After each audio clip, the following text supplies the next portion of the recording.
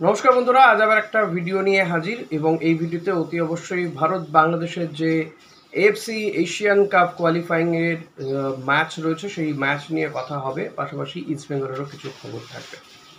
তো শুরুতেই বলবো যে ভিডিওটা ভালো লাগলে লাইক কমেন্ট শেয়ার করবেন, চ্যানেলে নতুন হলে সাবস্ক্রাইব করে নেবেন অতি অবশ্যই, বেল বাটনটা প্রেস করতে ভুলবেন না। আর হ্যাঁ, জয়েন করবেন আপনারা, যদি মেম্বারশিপ নিতে চান জয়েন বাটনে প্রেস করবেন। ভারত বাংলাদেশের যে ম্যাচ রয়েছে 25 তারিখ, 25শে মার্চ শিলংয়ে হবে এই ম্যাচ। তার আগে 19 তারিখে ভারত খেলবে মালদ্বীপের বিরুদ্ধে প্রস্তুতি ম্যাচ।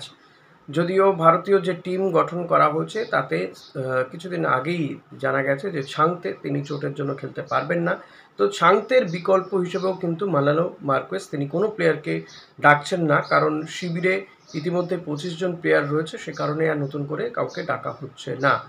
ভারতীয় দলে প্রত্যাবর্তন ঘটেছে সুনীল ছেত্রীর, অবসর ভেঙে তাকে নিয়ে আসা হয়েছে। ভারতীয় দল প্রস্তুতি নিচ্ছে শিলংয়ে এবং মানালো বলছেন এই মুহূর্তে আর নতুন করে তৈরি করার কিছু নেই, যারা আছেন তাদেরকে নিয়েই দল চালাতে হবে এবং যাদের মধ্যে স্কোরিং অ্যাবিলিটি রয়েছে তা সে শুভাশিস হোক কিংবা সুনীল ছেত্রী, যারা আইএসএলে গোল করেছেন এমন প্লেয়ারদেরকে কিন্তু বাছা হয়েছে এই টিমটা গঠন করার ক্ষেত্রে। অপরদিকে বাংলাদেশ তারা সৌদি আরবে গিয়ে প্র্যাকটিস করেছে, প্রস্তুতি নিয়েছে এই ম্যাচটা খেলার জন্য। বাংলাদেশের বেশ কিছু প্রবাসী বাংলাদেশি তাদেরকে বাংলাদেশের টিমে ফেরত নিয়ে আসা হয়েছে, বাংলাদেশে তাদেরকে নাম লেখানো হয়েছে যারা খেলবেন ভারতের বিরুদ্ধে। যার মধ্যে জামাল ভুইয়া ডেনমার্ক থেকে তাকে নিয়ে আসা হয়েছে, ফিনল্যান্ড থেকে তারিক কাজী তাকে নিয়ে আসা হয়েছে, ইংল্যান্ড থেকে হামজা চৌধুরী, কানাডা থেকে কাজেম শাহ এবং ইতালি থেকে ফাহমিদুল ইসলাম। যদিও ফাহমিদুল ইসলাম সৌদি আরব থেকে তিনি আর দেশে ফেরেননি, কারণ বাংলাদেশ টিম ইতিমধ্যে দেশে ফিরে গিয়েছে, কিন্তু ফাহমিদুল তিনি ইতালিতে ফিরে গিয়েছেন বলে জানা যাচ্ছে।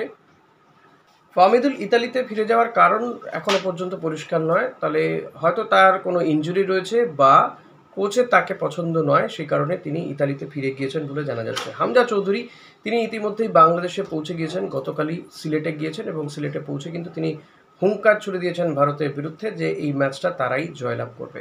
কিন্তু ভারত বাংলাদেশ ম্যাচ, ভারতকে হারানো কি এতটাই সহজ? ক্রিকেটে তো বলে বলে বাংলাদেশকে হারায় ভারতীয় দল, ফুটবলে পরিসংখ্যান যদি দেখা যায় তাহলে দেখা যাবে ভারত বাংলাদেশের মধ্যে এখনো পর্যন্ত 28টা ম্যাচ খেলা হয়েছে, 28 বার খেলা হয়েছে। তাতে দেখা যাচ্ছে যে ভারত 13টা ম্যাচ জিতেছে আর ড্র হয়েছে 12টা ম্যাচ, বাংলাদেশ জিতেছে মাত্র 3টে ম্যাচ।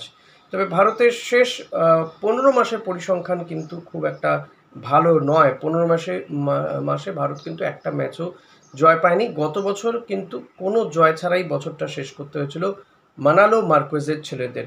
তো সেই কারণেই মানালো মার্কোয়েজ তিনি আবারও অবসর ভাঙিয়ে সুনীল ছেত্রীকে দলে ফেরত নিয়ে এসেছেন, যাতে গোল করার লোক সংখ্যা বাড়ে, গোল করতে পারেন। সুনীল ছেত্রী কিন্তু আইএসএলে ভারতীয় স্ট্রাইকারদের মধ্যে সর্বোচ্চ গোল করেছেন।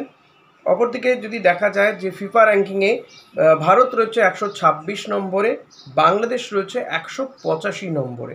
সব দিক থেকে কিন্তু ভারত এগিয়ে রয়েছে, অর্থাৎ ফিফা র্যাঙ্কিংয়ে যদি দেখা যায় তাহলেও কিন্তু ভারতই এগিয়ে রয়েছে এখনও পর্যন্ত বাংলাদেশের থেকে। তবে হামজা চৌধুরীকে নিয়ে কিন্তু উৎসাহ উদ্দীপনার শেষ নেই এবং হামজা চৌধুরী তারা বাংলাদেশের লোকজন তারা কিন্তু হামজাকে নতুন তারকা হিসেবে তারা দেখছেন। হামজার রেকর্ডও যথেষ্ট ভালো, ইংল্যান্ডের প্লেয়ার, ইংল্যান্ডের অনূর্ধ্ব-19-এর হয়েও খেলেছেন তিনি।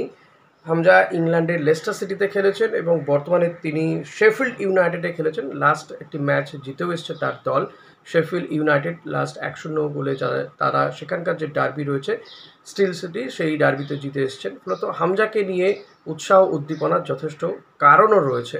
সব মিলিয়ে ভারত বাংলাদেশ তুল্যমূল্য বিচারে দেখা যাচ্ছে যে ভারত পরিসংখ্যানের দিক থেকে এগিয়ে থাকলেও মাঠে কিন্তু অন্য ধরনের খেলা হবে বলে মনে করছে বাংলাদেশি সমর্থকরা। আশা করি ভিডিওটা আপনাদের ভালো লেগেছে। ভিডিও ভালো লাগলে লাইক কমেন্ট শেয়ার করতে ভুলবেন না। ও হ্যাঁ, ইস্টবেঙ্গলের খবর দিতে হয় যদি, তাহলে দিতেই হবে। ইস্টবেঙ্গল কিন্তু ঘর গুছাতে শুরু করেছে, বিদেশিদের নিয়ে কথাবার্তা চলছে ইতিমধ্যে। পাশাপাশি ইস্টবেঙ্গলের যে দুটো ব্যাক রয়েছে, রাইট ব্যাক এবং লেফট ব্যাক, এই দুটো জায়গাতে কিন্তু ইস্টবেঙ্গলের প্রভাত লাকড়া বলুন কিংবা নিশু কুমার কেউই ভরসা জোগাতে পারেনি লাস্ট সিজনে।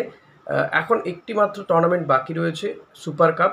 এর পরে কিন্তু ইস্টবেঙ্গল আমার মনে হয় এই দুটো পজিশনেরও প্লেয়ার পরিবর্তন করবে এবং সেক্ষেত্রে ভারতীয়দের ওপরেই কিন্তু ভরসা রাখতে হচ্ছে। বেশ কিছু ভারতীয় ফুটবলারের সঙ্গে ইতিমধ্যে কথাবার্তা শুরু হয়েছে, তবে কেউই কনফার্ম হননি এখনও পর্যন্ত, এটা বলা যেতে পারে। ভিডিওটি ভালো লাগলে লাইক কমেন্ট শেয়ার করবেন, চ্যানেলে নতুন হলে সাবস্ক্রাইব করে নেবেন। Thank you.